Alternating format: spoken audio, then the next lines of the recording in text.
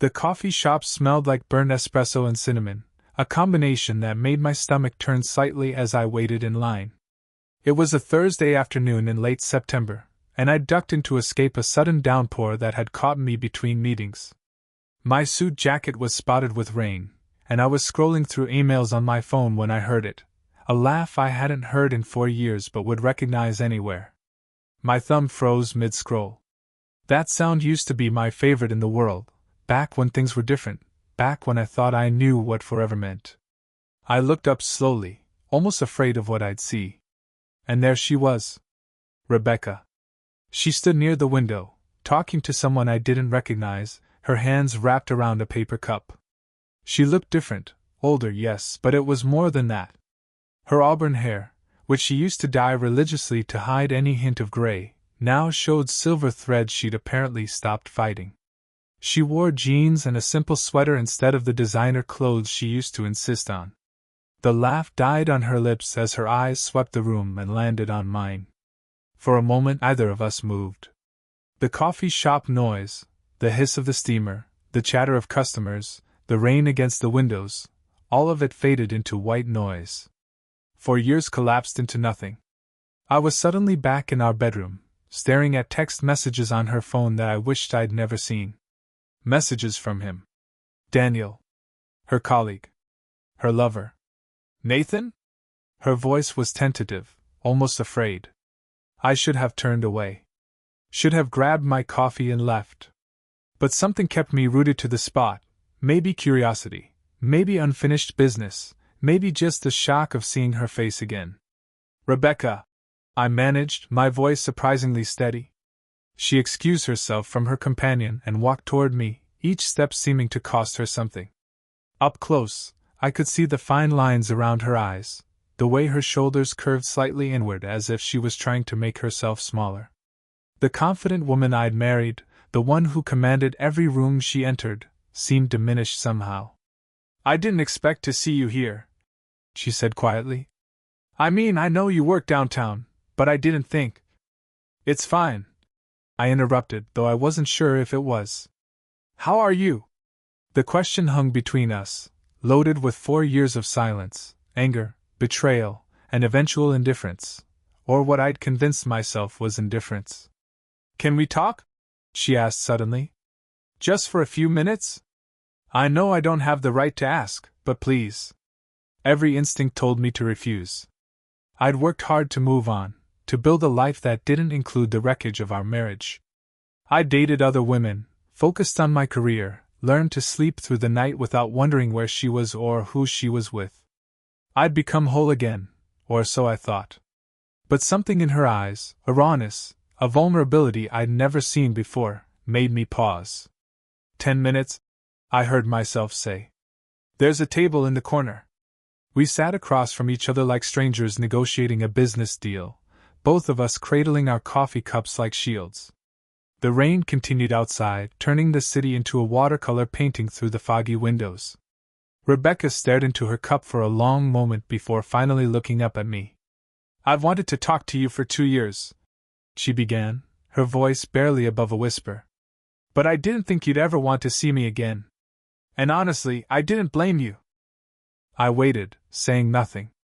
If she wanted to talk, she'd have to carry this conversation herself.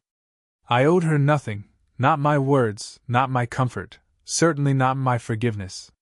The silence stretched between us like a tightrope, and I watched her struggle to find her balance on it. Daniel left me, she finally said, the words tumbling out quickly as if she needed to expel them before they poisoned her. 18 months after our divorce was finalized. He left me for someone else. I should have felt vindicated.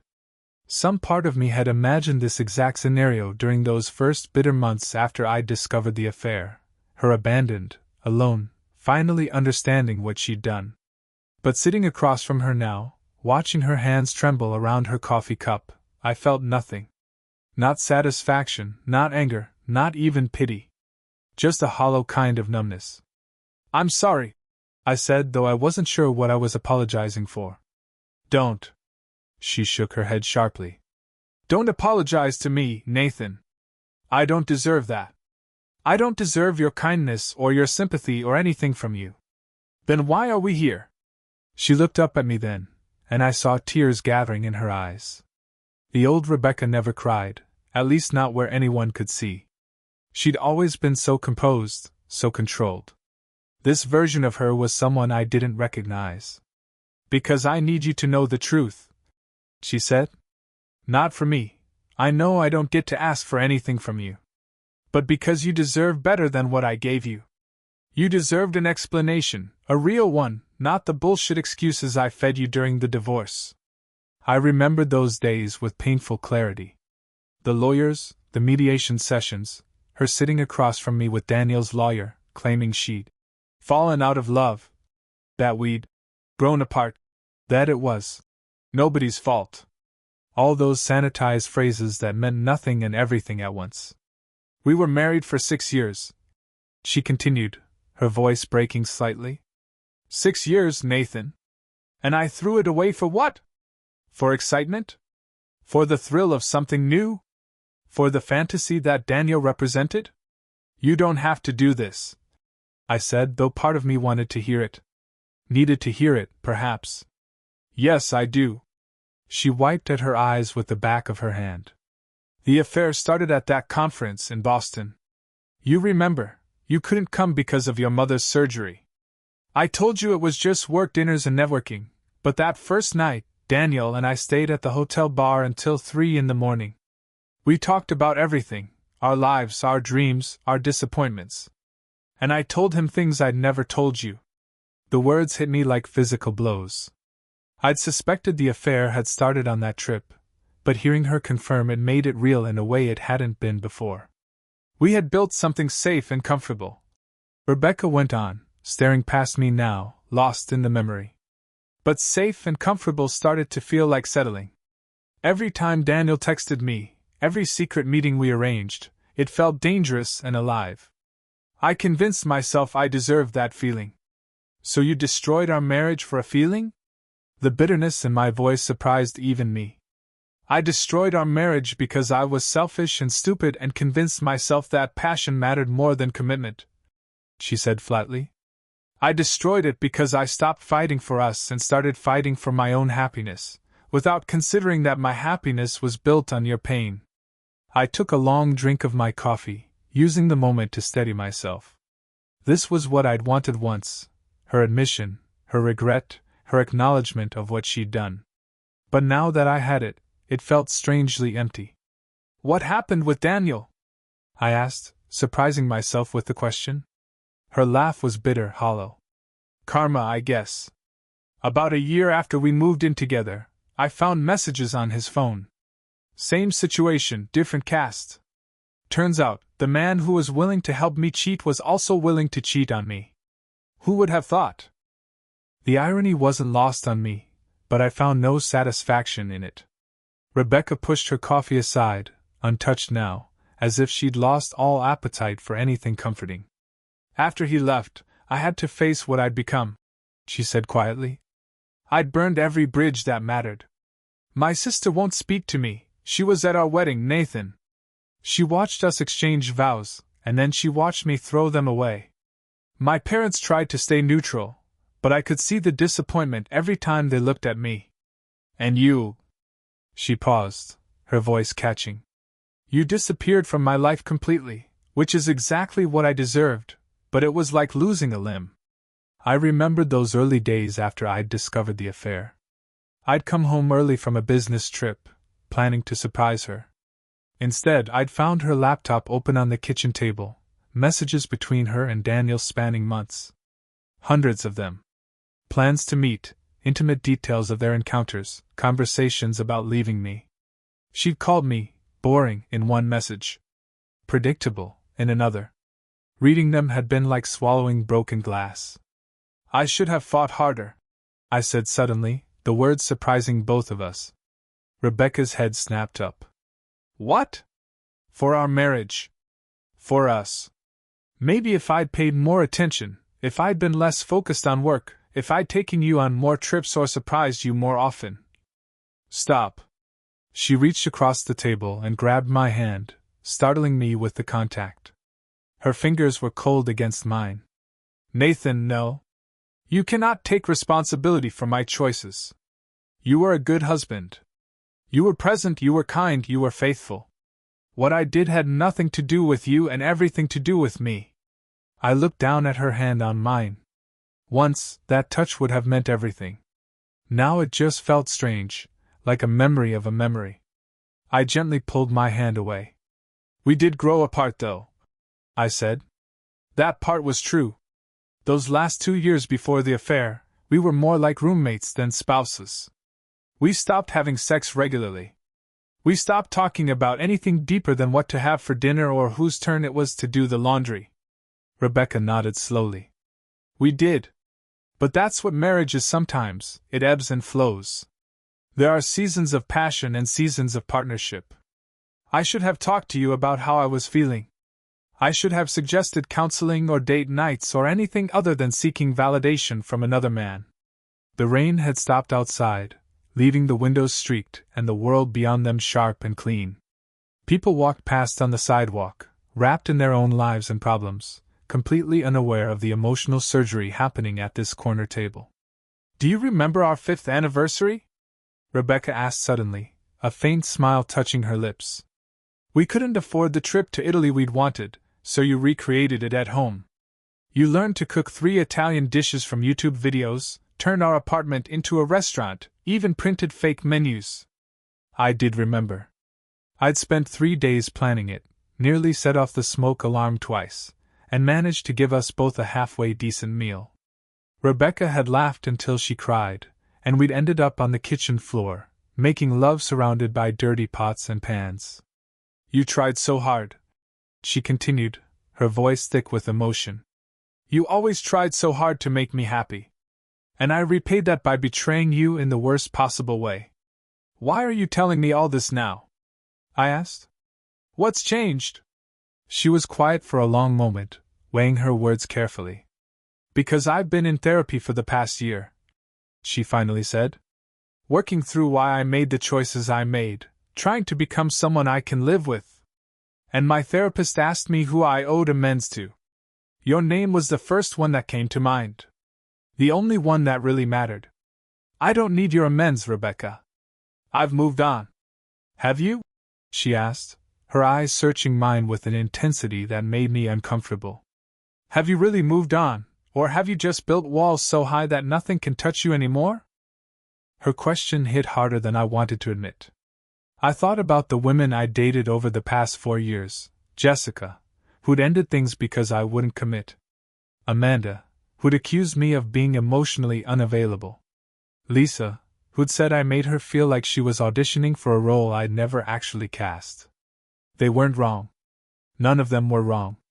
You don't get to psychoanalyze me, I said, but the defensiveness in my voice betrayed me. You don't get to leave, break me, and then come back to tell me I'm not healing properly.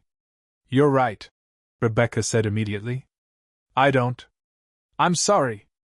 I see the way you're looking at me, Nathan.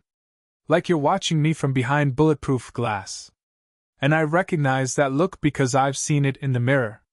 It's the look of someone who decided that feeling nothing is safer than feeling everything. I wanted to argue, to tell her she was wrong, but the words died in my throat. Because maybe she wasn't wrong. Maybe I had traded one kind of brokenness for another. Tell me about your life now, I said, changing the subject. After Daniel. What have you been doing? She seemed grateful for the shift. I left the consulting firm. Too many memories, and honestly, the corporate ladder climbing that seemed so important before feels hollow now. I'm teaching business classes at the community college. The pay is terrible, but the students actually care about learning. It feels real in a way my old work never did. That's good, I said and meant it. I moved to a smaller apartment in Lincoln Park. Just me and a cat I rescued named Milo. I read more now. Cook more. I even started painting, badly, but it makes me happy. I'm learning to be alone without being lonely. It's harder than I thought it would be. I watched her talk about her simple life, this woman who used to insist on luxury brands and 5-star restaurants, and I realized she changed in ways that went deeper than the gray in her hair. The Rebecca I'd married would have found this version of herself unrecognizable. "Do you date?" I asked, surprising myself again. She shook her head. "Not really. I tried a few times, but it felt wrong. Like I had no business offering someone else my heart when I'd proven I didn't know how to take care of it. Plus, every guy I met I found myself comparing to you, which wasn't fair to any of us." The admission hung between us, complicated and messy. Part of me wanted to feel validated by it, but mostly I just felt sad. Sad for what we'd lost, sad for what we'd never be again, sad for the two people we'd been who'd loved each other and still managed to destroy everything they built. "I tried to hate you," I confessed quietly. "For the first year, I tried so hard to hate you. But I couldn't sustain it. Eventually, it just turned into this numb indifference that I convinced myself was healing." "And now?" Rebecca asked. "What do you feel now?" I considered the question carefully, searching for honesty in the tangle of emotions her presence had unleashed. "I don't know," I admitted. "Seeing you again, it's like picking at a scab I thought had turned into a scar. I'm not angry anymore, but I'm not okay either. You've hurt me in ways I didn't know I could be hurt. You made me question everything, my judgment, my worth, my ability to see what was right in front of me." "I know," she whispered. "And I would give anything to take it back. Not just the affair, but all the little betrayals that led up to it. Every time I chose to confide in Daniel instead of you. Every time I let resentment build instead of communicating. Every time I prioritized my own desires over our partnership. We can't go back," I said, and it felt like closing a door. "Even if we wanted to, we can't undo what happened." "I know that too," Rebecca said. "I'm not here trying to win you back, Nathan. I know that ship has sailed, sunk, and been buried under years of ocean sediment. I'm here because I needed you to know that it wasn't your fault. That you were enough. That the failure was mine, not yours." We sat in silence for a while after that, two people who'd once known everything about each other, now strangers bonded only by shared history and regret. Outside, the city had returned to life after the rain, people hurrying past with purpose and direction. I envied them their simple destinations. "I should go," I finally said, checking my watch. "I have a meeting in 20 minutes. "Of course," Rebecca said quickly, standing as I did. "Thank you for talking to me. I know I had no right to ask, but thank you." We walked toward the door together, and for a brief moment, we were in sync again, moving through space like we used to when we were married. It was muscle memory, nothing more, but it ached anyway. At the door, she stopped and turned to me. "Can I ask you one more thing?" I nodded, wary. "Are you happy?" Her eyes searched mine, genuinely wanting to know. "I mean really happy, not just going through the motions. Because you deserve to be happy, Nathan. You deserve everything good." The question caught me off guard. Was I happy? I had a successful career, a nice apartment, friends, hobbies, the occasional date. On paper, my life looked good. But happy? That was harder to answer. "I'm working on it," I said finally. "Some days are better than others." She smiled sadly. "That's more honest than most people would be. I hope you find it, real happiness, the kind that doesn't have to be qualified or defended. I hope you find it too, Rebecca." We stood there for one more moment, two people at the end of something, either quite sure how to say goodbye. Finally, Rebecca did something that surprised me. She stepped forward and hugged me. Not a romantic embrace, but the kind of hug you give someone you care about and are letting go of. I stood stiff for a moment, then let myself return it. She smelled different than I remembered, softer somehow, less perfumed. "I loved you," she whispered against my shoulder. "I know I didn't act like it, but I did. I want you to know that." "I loved you too," I said, and felt something inside me crack open, not breaking but finally allowing itself to bend. When we separated, there were tears on her cheeks. She wiped them away quickly, laughed at herself, then walked out into the afternoon without looking back. I watched her disappear into the crowd, this woman who'd been my wife, my betrayer, my unfinished business, finally becoming part of my past instead of my present. I didn't go to my meeting. Instead, I walked through the city, letting my feet carry me without destination. I thought about Rebecca, about her apology and her regrets. I thought about the life we'd built and destroyed. I thought about the man I'd become in the aftermath, careful, guarded, unwilling to risk that kind of pain again. But mostly, I thought about her question, was I happy? That evening, I went home to my empty apartment and did something I hadn't done in 4 years. I pulled out the box I'd shoved in the back of my closet, the one filled with photos from our marriage. I looked through them slowly, letting myself remember not just the ending, but the middle and the beginning too. The good parts. The parts where we'd laughed and loved and believed in forever. For the first time since the divorce, I didn't feel anger looking at these images. I didn't feel bitter or betrayed. I just felt recognition. Recognition that this was a chapter of my life that had shaped me, wounded me, taught me, and ultimately, needed to be integrated rather than buried. I thought about calling Rebecca, but I didn't. This wasn't about reconciliation or even continued friendship. This was about me finally acknowledging that I'd been living in reaction to what she'd done instead of in pursuit of what I wanted.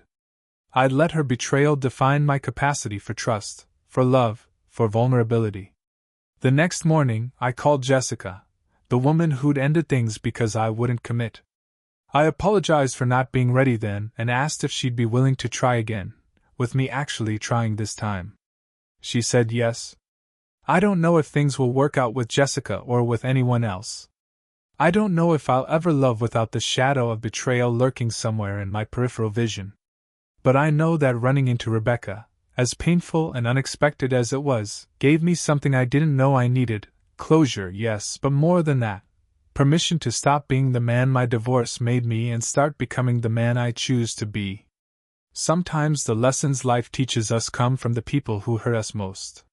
Rebecca taught me that love isn't enough, that safety isn't weakness, that forgiveness doesn't require reconciliation, and that moving on means moving towards something, not just away from pain. For years after our divorce, I finally feel like I'm beginning to heal. Not because she apologized, but because I'm finally ready to let go, not just of her, but of the version of myself that stayed frozen in that moment of betrayal, unable to trust or hope or risk again. The past will always be part of my story, but it doesn't have to be the story I'm still writing.